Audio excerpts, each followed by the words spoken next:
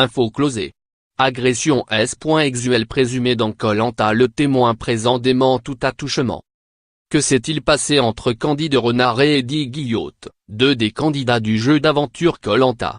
La société de production Alp, après avoir annoncé, vendredi 11 mai, la suspension du tournage de la saison en raison d'un événement survenu entre deux candidats, détaillait, un peu plus tard dans la journée, qu'une concurrente a fait état de faits susceptibles de relever d'une agression sexuelle.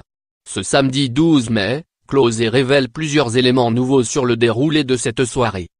Première info, Candide Renard et Eddie Guillotte n'étaient pas isolés, mais dans un groupe de 4 personnes qui étaient dans une hutte, selon les informations de Closé.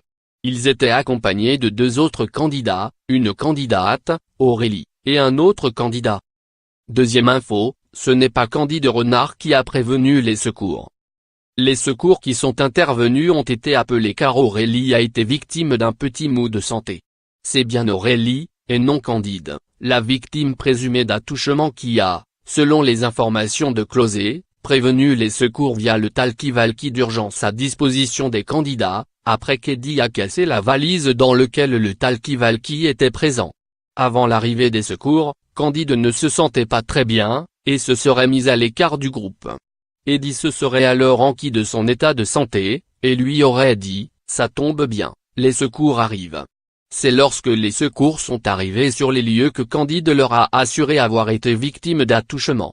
Dans le déroulé de l'aventure, Candide était alors à la fin d'aventure, ses concurrents semblant bien plus forts qu'elle. Troisième info, le témoin assure qu'il n'y a pas vu d'agression sexuelle de la part d'Eddie Guillotte. BFM avait dévoilé, samedi 12 mai, la présence d'un troisième témoin. Closé est en mesure de révéler, selon les informations recueillies auprès d'un proche du dossier, que ce témoin infirme la version donnée par Candide, et assure qu'il n'a pas été témoin ni d'attouchement, ni de tentative d'attouchement. Le témoin ne dormait pas, il était bel et bien éveillé au moment de l'agression présumée.